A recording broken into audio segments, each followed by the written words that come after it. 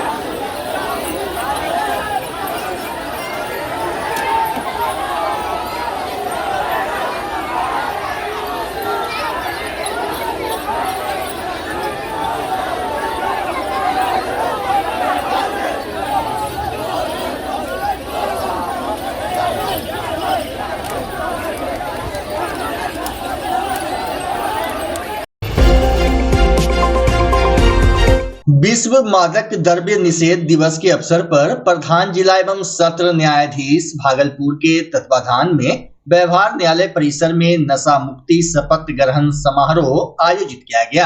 कार्यक्रम का उद्देश्य न्यायिक पदाधिकारियों, कर्मचारियों और आम लोगों को नशे के दुष्प्रभावों के प्रति जागरूक करना था। इस दौरान एडिशनल जज राज नारायण निगम ने सभी को नशा नहीं करने और दूसरों को भी इससे दूर रहने के लिए प्रेरित करने की शपथ दिलाई। सभी ने कार्यालय परिसर को पूर्णतः नशा मुक्त रखने और समाज में जागरूकता फैलाने का भी संकल्प लिया।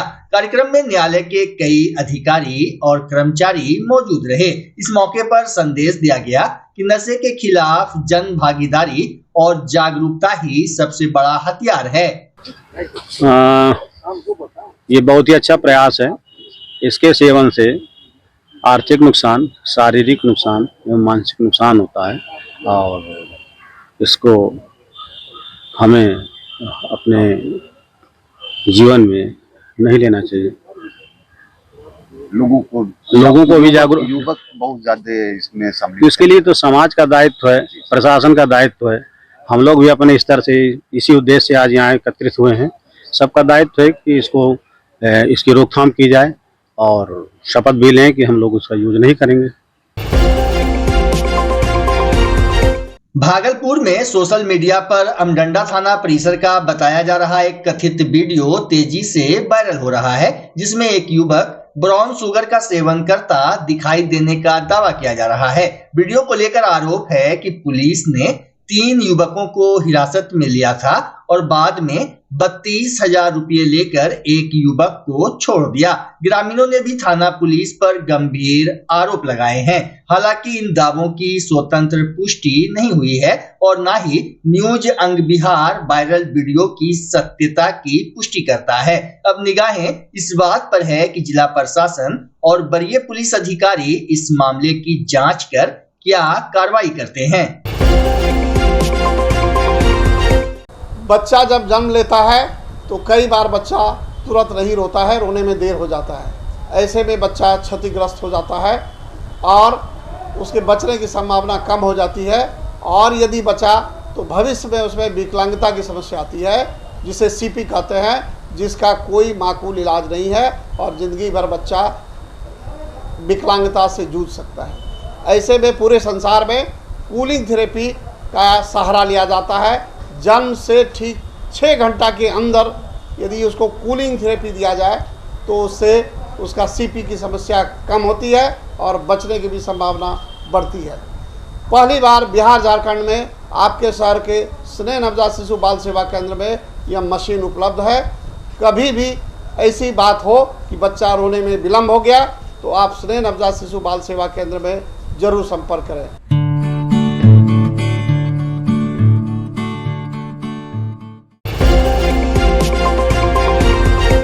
भागलपुर के टीएनबी कॉलेजिएट मैदान को बचाने के लिए पूर्ववर्ती छात्रों और स्थानीय लोगों ने मैदान परिसर में बैठक कर प्रस्तावित पार्क निर्माण का विरोध किया।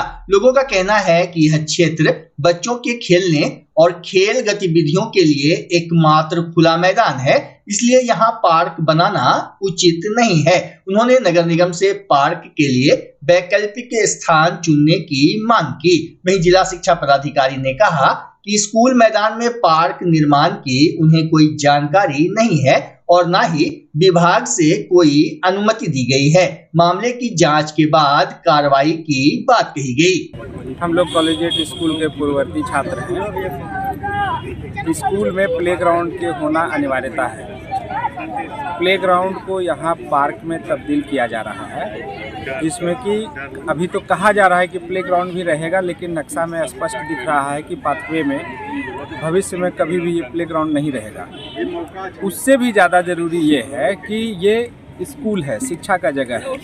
शिक्षा से रिलेटेड जो भी ज़रूरी है उस काम के लिए बिल्कुल स्वतंत्रता है, ज़रूर होनी चाहिए, लेकिन शिक्षा से इतर अगर कोई काम हो रहा है तो वो गलत है। जैसे अभी विद्यालय में 3 क्लास की पढ़ाई नहीं है। ये नई व्यवस्था में सरकार को ध्यान देना चाहिए कि प्राइमरी एजुकेशन यहाँ है, हायर एजुकेशन है, मिडिल एजुकेशन नहीं है। मतलब आपको सोच के हास्यास्पद लगेगा कि जहाँ हम लोग प्राइमरी से लेके 10वीं तक की पढ़ाई एक साथ एक स्कूल में करते थे, अब आपको 4 तक का क्लास होगा, फिर आपको 5 से 8 के लिए दूसरा विद्यालय जाना होगा। हम लोगों को मालूम हुआ कि यहाँ पर पार्क बनने जा रहा है, जिसके कारण यहाँ के बच्चों के साथ अन्याय हो रहा है, बच्चों के खेल भावना को ठेस पहुँच रहा है। इसलिए समाज के सभी लोग एकजुट हैं और हम लोगों की मांग है कि बाउंड्री वॉल कर दिया जाए, लेकिन ये खेल मैदान ही रहने दिया जाए। इसे परिचय जी परिचय राकेश कुमार ओझा समाज के ही व्यक्ति हैं।